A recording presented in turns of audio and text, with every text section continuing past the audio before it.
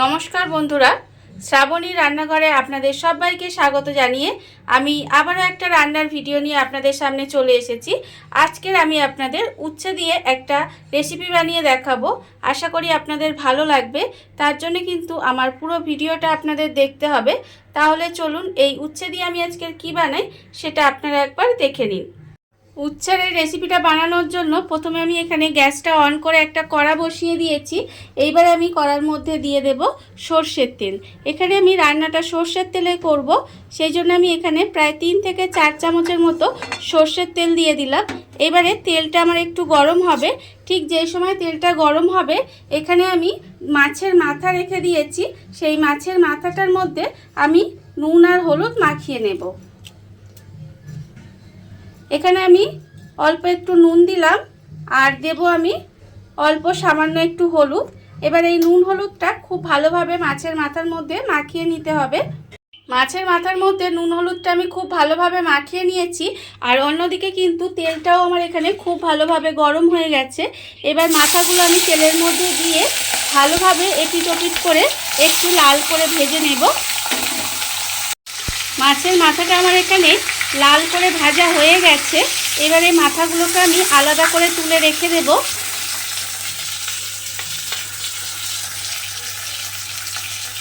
মাথাগুলো আমি এখানে আলাদা করে তুলে রেখে দিয়েছি। এইবারে ওই তেলের মধ্যে দিয়ে দেব উচ্ছেগুলো আমি এখানে কিন্তু খুব পাতলা পাতলা করে কেটে রেখেছি। সেই উচ্ছেগুলো আমি এই তেলের মধ্যে দিয়ে দেব। উচ্ছেগুলো আমি তেলের মধ্যে দিয়ে দিয়েছি। এইবার আমি উচ্ছের মধ্যেও দেব আন্দাজ মতো অল্প একটু নুন আর দেব আমি অল্প সামান্য একটু হলুদ। এবার এই নুন আর হলুদটা দিয়ে উচ্ছেটাকেও কিন্তু একটু লাল করে ভেজে নিতে হবে। উচ্ছেটা আমার এখানে লাল করে ভাজা হয়ে গেছে। এবারে উচ্ছেটাকে আমি তুলে রেখে দেব। উচ্ছেটা আমি এখানে তুলে রেখে দিয়েছি। আর আবারও কিন্তু কড়াই 1 চামচের মতো একটু তেল দিয়েছি। এইবারে আমি তেলের মধ্যে দিয়ে দেব প্রথমে পেঁয়াজ কুচি। এখানে একটা বড় সাইজের পেঁয়াজ একটু কুচিয়ে রেখেছি। সেই পেঁয়াজটা আমি তেলের মধ্যে দিয়ে দেব। দিয়ে পেঁয়াজটাকে একটু প্রথমে লাল করে ভেজে নিতে হবে। পেঁয়াজটা আমার এখানে লাল করে ভাজা হয়ে গেছে। এইবার আমি এর মধ্যে দিয়ে দেব আলু। এখানে আলুগুলো আমি একটু ছোট ছোট করে কেটে রেখেছি। সেই আলুগুলো আমি এর মধ্যে দিয়ে দিলাম। দিয়ে এবার আলুটাকেও একটু লাল করে ভেজে নেব।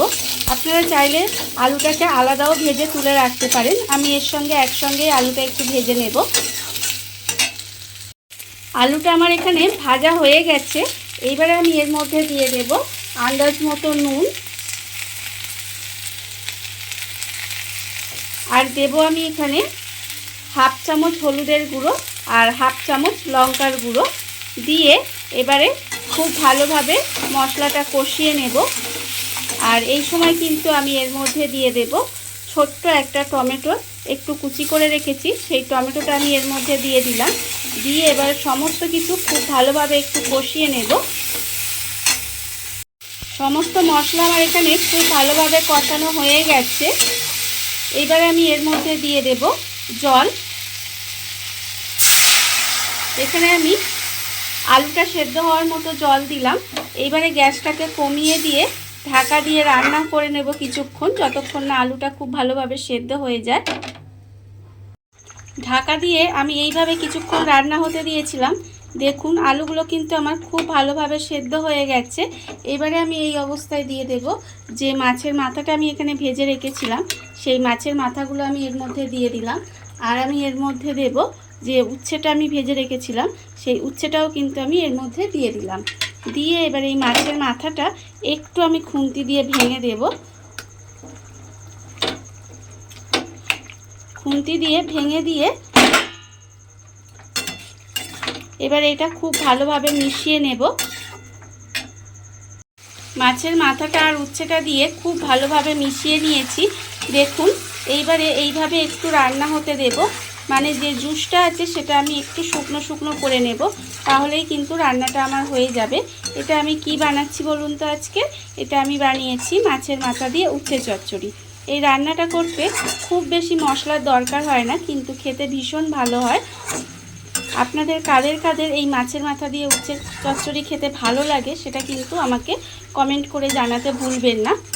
এইবারে এটা আমি একটু শুকনো করে নেব, তাহলেই কিন্তু রান্নাটা আমার এখানে হয়ে যাবে। দেখুন বন্ধুরা, বাড়িতে থাকা কত অল্প উপকরণে কত অল্প সময় কত সুন্দর একটা মাছের মাথা দিয়ে উচ্ছে চচ্চড়ি রেডি হয়ে গেছে, আপনারা দেখতেই পেলেন। আর এটা আমি আগেও বলেছি, খেতে কিন্তু ভীষণ ভালো হয়। আপনারা বাড়িতে একবার হলেও বানিয়ে দেখবেন। আর এই ভিডিওটা যদি আপনাদের ভালো লেগে থাকে, আপনারা যদি ফেসবুক থেকে দেখে থাকেন পেজটি ফলো করে দেওয়ার অনুরোধ রইল। আর যদি ইউটিউব থেকে দেখে থাকেন চ্যানেলটি সাবস্ক্রাইব করে নেওয়ার অনুরোধ রইল। তাহলে চলুন ভিডিওটা আমি এখানেই শেষ করছি। আপনারা সবাই ভালো থাকবেন, সুস্থ থাকবেন। আবারও হাজির হব নতুন কোনো রান্না নিয়ে।